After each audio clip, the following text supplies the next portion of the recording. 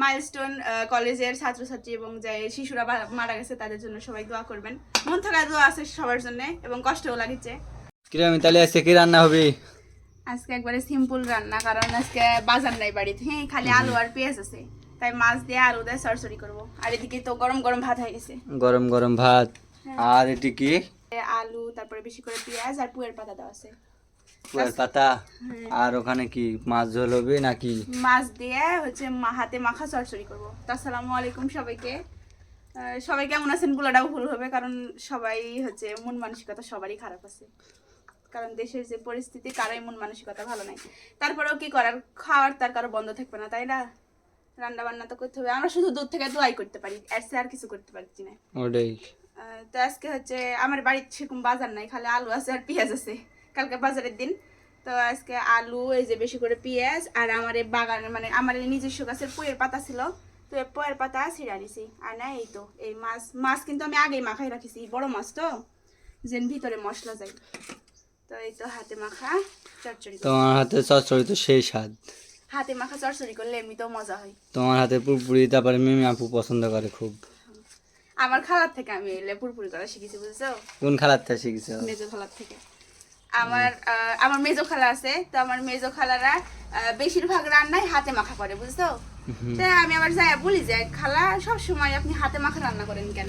তো আমার খালা বলে হাতে মাখা রান্না করলে বেশি মজা হয় তরকারি। তো খালার থেকে শিখেছি হাতে মাখা রান্না করা। তো ফেসবুকে ঢুকলে মন খারাপ হয়ে যাচ্ছে, তবে কিছু করার নাই, আমরা দূর থেকে শুধু দোয়া করতে পারি। যদি সামর্থ্য থাকতো কাছে যায় সাহায্য করার, অবশ্যই করুনি। তবে দোয়া করি আল্লাহ যেসব শিশু মরে গেছে তাদের জন্য জান্নাতবাসী করে, আর সেসব বাবা মা এক ধৈর্য ধরার তৌফিক দান করুক।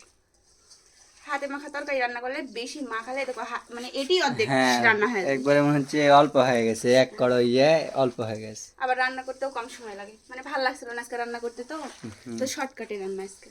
শর্টকাটে ভালো লাগবে নি খেতে। তোমার হাতে পুরপুরি তো এমনিতেই স্বাদ।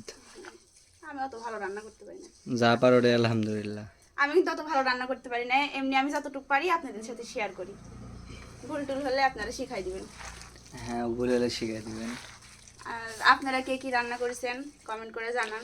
আজকে কি একটাই তরকারি না আরো কোনো তরকারি হবে? আর ডাল আছে, ফ্রিজে ডাল আছে, ওই ডাল গরম করব।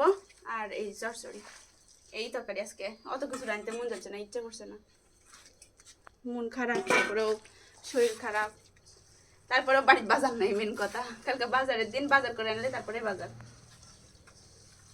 তো হাতে মাখা এভাবে চচ্চড়ি করলে অল্প করে পানি দিতে হয়, অল্প। মানে তো দেখো হাতে মাখাছি, এই জায়গাতেই মনে হচ্ছে 80% সিদ্ধ হয়ে গেছে, মানে অল্প একবারে মানে ইয়ে হয়ে গেছে আরে। হ্যাঁ, এবার খালি অল্প একটু পানি দিব হাত ধোয়ার মতন, তাহলে এই হচ্ছে শেষ হয়ে যাবে।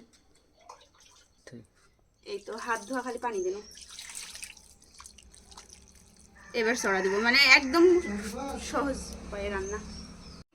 তো এই তো শুরু করে দিলাম, কোনো ঝামেলা ছাড়াই একবারে হাতে মাখা রান্না করে দিছি। এবার জাল ধরা দিব আর রান্না শেষ হয়ে যাবে। আর রান্নার শেষ ফাইনাল লুক দেখার জন্য অপেক্ষা করেন আপনারা অবশ্যই। তোমার চচ্চড়ি হলো? এই তো হয়ে গেছে। রে কি সুন্দর আছে রে, যে সুন্দর স্যান্ডবার আছে। মাশাআল্লাহ মাশাআল্লাহ। হয়ে গেছে চচ্চড়ি, এবার নামালে দুপুর হয়ে গেছে। কম সময়ের মধ্যে চচ্চড়ি রান্না হয়ে গেল এভাবে, বুঝছো? তো আজকের ভিডিও পর্যন্তই।